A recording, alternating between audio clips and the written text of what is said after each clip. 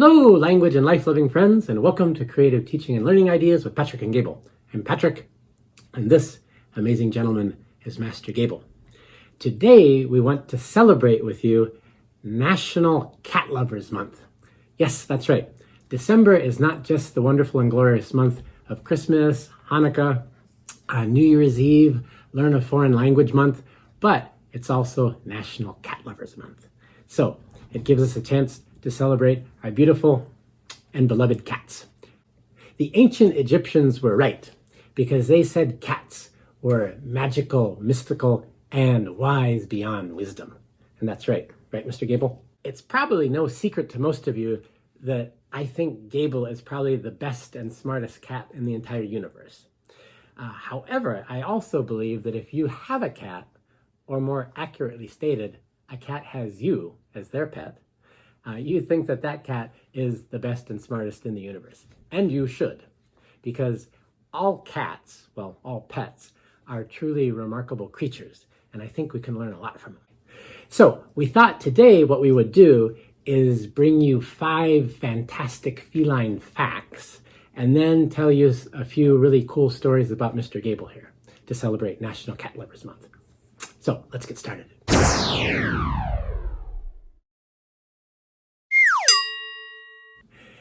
Feline fact number 1. Cats have 200 million odor sensors in their cute little noses, okay? We, humans, only have 5 or 6 million. So their sense of smell is 14 times greater than ours. Pretty neat, huh? Is that right, Gable? He's chilling. Cat fact number 2. Cats have nose prints. So if you looked at Gable here, his nose print is going to be completely different than your cat's nose print. So like humans, we have our fingerprints. Cats have nose prints. And that's how we can identify one cat from another, is by their nose print. Feline fact number 3.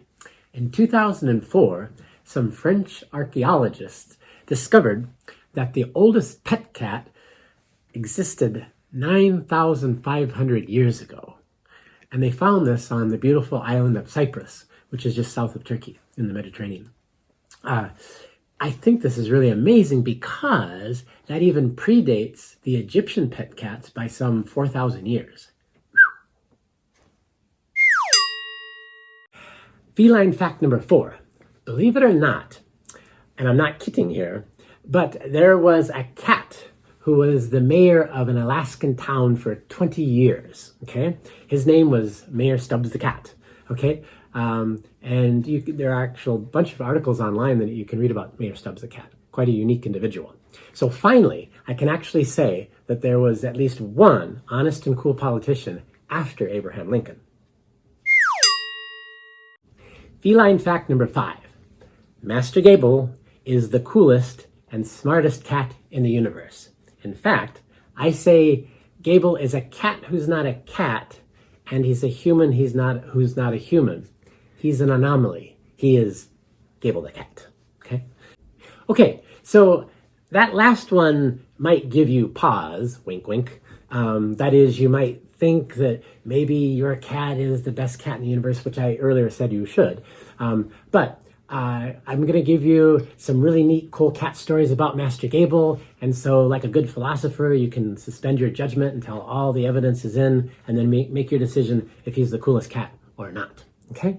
So, let me give you 5 little short stories about Master Gable the cat. Story number 1. Gable reading the story of the universe. Okay, if you can look over here at this picture, okay, the most amazing thing happened one evening. We were sitting in the living room and asking, where is Gable? Because he hasn't been here for a while. And I went in the back closet and I turned on the light. And there I saw him looking at the cover of The Grand Design, as though he was reading the book. I mean, not just for 1 or 2 seconds, but he was in there for 5 minutes staring at the cover of this book. And I thought to myself, what is he doesn't need to open the book. He can just sort of read the book without turning the pages. Personally, I don't know if he found this book all that interesting or not. The Grand Design is about supposedly the evolution of humankind. he probably rolled his eyes and thought, oh, this scientist has it all wrong. This is how it really is. And he's got his own idea. But I just wanted to show you how amazing it was that he sat there looking at this book for, I don't know, 5 to 8 minutes, just examining the cover of this book. Okay. Story number 2.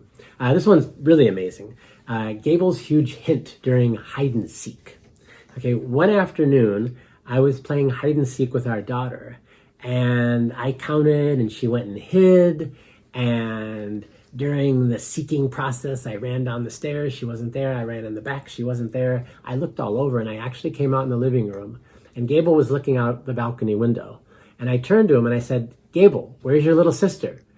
And he literally went over to the sofa, looked up at me, and then under the sofa, and then back at me. And I said, she's under the sofa? And sure enough, I bent down, and that's when I heard our little daughter giggling, and there she was under the sofa. And I thought, there's no way she could go under that sofa. I thought she was too big. But Gable knew. I mean, where's your little sister, I asked. And he didn't pause for one moment. He went over to the sofa, looked underneath, and then looked directly at me like, she's there. Story number 3, Gable and his blue box. This is another kind of amazing story about his knowledge of vocabulary. I was in the back folding laundry one day, and my wife has this little blue box that she bought for things, but she doesn't use it because Gable liked to sleep in there. Well, he hadn't been using it for close to 4 months. At any rate, as I was folding the clothes, I looked down at Gable and I said, Gable, what's up with the blue box? You haven't used it in like 4 months. That's all I asked, okay? And all I stated. Then I went out into the laundry room, got some more laundry. As I came back and started folding clothes, honest to God, I looked down over there, and there was Gable in his blue box, and he started using it again. So how was it that when I asked, you haven't used it in 4 months, he went right and used it, the blue box. He knew it. Okay, amazing. Gable story number 4. This is actually Gable and Little Bubbles and whipped cream. I have to include Little Bubbles here because both he and Gable are onto this one, okay? Right? Okay, so this is just another sort of a phenomenal animal intuitive understanding of the world. Okay. It's the whole focus is whipped cream, but the whole thing is I go to the refrigerator, right? And I open up the refrigerator and I can take out Jell-O, or I can take out even chicken that you think the dog and the cat would be really interested in. And no, not necessarily. But the moment that I go to the refrigerator and even think about touching whipped cream, whoosh, both of them are down at my feet and they want that whipped cream. And I always want to know, how is it that they know that I'm going for that whipped cream? Now, if I go to the refrigerator and, I'm picking something else out, they're not necessarily there. But when I go and I reach for that whipped cream, they're there like magnets, okay? I mean, they know that they're going to get a little taste of it. But how is it that they know that I'm going for the whipped cream? So that's another one thing that just amazes me, that intuitive understanding of what I'm doing. They know, and they're there to respond to that. Story number 5, Gable and his food vocabulary. So this kind of stretches more into the vocabulary. One thing that I find amazing about him is when I ask Gable, do you want your breakfast, lunch, or dinner? He goes to the back room where his dry food is. But if I ask him, do you want your moist food? Do you want your moist treat? He goes to the kitchen because that's where he knows he's getting his moist food. But so he's able to distinguish the sounds, or he understands breakfast, lunch, and dinner in the back room, and the moist food or moist treats are in the kitchen. So he just goes accordingly. He knows. It's so easy to communicate with him. Okay. Another note on the food thing that I find fascinating is sometimes he'll ask for food, and I'll give him food, and then he'll look up at me and meow, and then walk away. I'm like, what was that all about? I thought you were hungry. And then the more these patterns continue, I realize that he would do this when he knows that we're going out to run errands or something and we're not going to be in the house. So he's thinking in advance. He wants the food there because he knows that he can't get it when we're out, and then it's there for him and he can eat at his own pace. Okay. So those are just some neat stories about Master Gable. I've never had a cat where you can actually just walk in the room and he starts purring, or he's snoozing, and you just walk in a room and he feels your presence and starts purring. It's also kind of cool because he sits down next to me sometimes when I do yoga or meditate, and he'll sit down and purr next to me then as well. So we hope that you have enjoyed this celebration with us of National Cat Lovers Month. Please share this with friends, family, or anybody interested in the furry felines. If you haven't subscribed, please subscribe and help support our channel. And we'd love to hear any comments that you have or little stories about your own cat friends. So please leave those in the comment section below. Take care, have fun, and enjoy the last few days of National Cat Lovers Month. Bye-bye.